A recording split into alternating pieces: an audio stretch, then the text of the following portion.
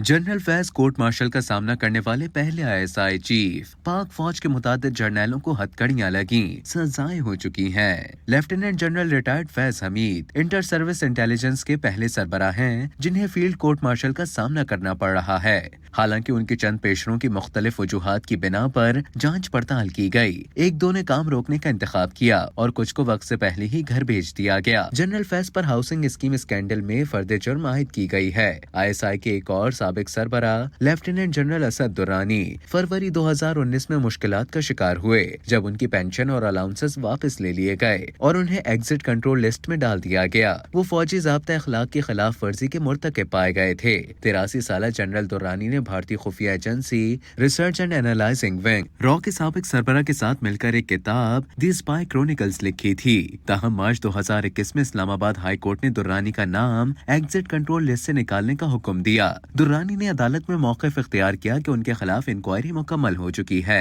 माजी के एक और spy master general retired Hamid गुल को 4 नवंबर 2007 को जनरल मुशर्रफ की जेर क़यादत हुकूमत के क्रैकडाउन में गिरफ्तार किया गया था। वैसे अगस्त 1991 में पाक फौज की बागदौड़ संभालते ही जनरल आसिफ नवाज ने जनरल गुल का तबादला कर दिया था, जो उस वक्त कोर कमांडर मुल्तान के तौर पर खिदमत अंजाम दे रहे थे। उन्हें डीजी हैवी इंडस्ट्रीज टैक्सिला लगा दिया गया था। हमीद गुल ने असाइनमेंट लेने से इनकार कर दिया, एक एक्ट जिसके लिए उन्हें आर्मी से रिटायर कर दिया गया। 2007 के कराची बम धमाकों के बाद बेनजीर भुट्टो ने सदर मुशर्रफ को लिखे गए खत में हमीद गुल का नाम उन 4 अफराद में से एक के तौर पर लिया था, जिन पर उन्हें शुबा था कि उन्हें कत्ल करने की कोशिश के पीछे हाथ था। बाकी 3 नाम ब्रिगेडियर रिटायर्ड एजाज शाह, परवेज इलाही और गुलाम अरबाब रहीम थे। फरवरी 2018 में आईएसआई के एक और साबिक सरबराह lieutenant general retired Javed Ashraf Qazi और दीगर बशमूल lieutenant general retired Saeed Zafar, major general retired Hamid Hasan Bhatt, brigadier retired Akhtar Ali Baig और कुछ शहरी के खिलाफ Royal Palm Golf and Country Club case में 2 अरब रुपए का नैब रेफरेंस सामने आया,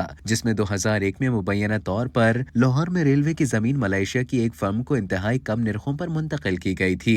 12 अक्टूबर 1999 की बगावत के दौरान उस वक्त के आईएसआई के सरबराह जनरल ज़ियाउद्दीन भट्ट को माजूल वजीर आजम नवाज शरीफ के साथ गिरफ्तार कर लिया गया था। आईएसआई के एक और साबिक सरबराह जनरल रिजवान अख्तर ने 8 अक्टूबर 2017 को फौरी जाती वादों का हवाला देते हुए फौज से कबल अज वक्त रिटायरमेंट का ऐलान किया।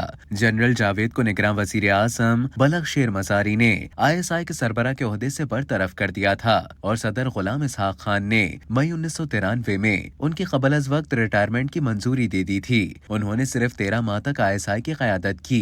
मीडिया रिपोर्ट्स में बताया गया कि मुख्तलिफ ममालिक ने जनरल नासिर पर अपने अपने ममालिक में बुनियाद परस्त तहरीकों की हिमायत करने का इल्जाम लगाया था और उस वक्त की पाकिस्तानी हुकूमत को शिकायत दर्ज कराई थी। एक और मशहूर Pakistani super spy general Mahmood Ahmad को अक्टूबर 2001 में अपने कमीशन से रिटायर होना पड़ा, जब 2001 में हैम्बर्ग में मुकीम अलकायदा के कुछ कारिंदों की मुबैना माली मुआवनत में मुलव्वस होने का इंकशाफ हुआ। वो अक्टूबर 1999 में नवाज शरीफ के खिलाफ बगावत के दौरान जनरल मुशर्रफ के अहम साथियों में से एक थे। तहकीक से पता चलता है कि पाक फौज के मुतादिद जर्नैलों को अवाम को रियासत के खिलाफ उकसाने से लेकर उस वक्त के हुक्मरानों के खिलाफ इजहार राय, जासूसी, बदउनवानी, फौज के ज़ाब्ता अखलाक की खिलाफ वर्जी के इल्जामात और मुंतखब हुकूमतों के खिलाफ बगावत की साजिश करने के इल्जाम पर आज तक मुकदमात दर्ज किए गए, हथकड़ियां लगाई गईं और सजाएं सुनाई गईं। जहां हालिया कोर्ट मार्शल का ताल्लुक है, कर्नल रिटायर्ड अकबर हुसैन को जुलाई 2024 में बगावत पर उकसाने के जुर्म में फील्ड जनरल को कोर्ट मार्शल के जरिए 14 साल कैद की सजा सुनाई गई।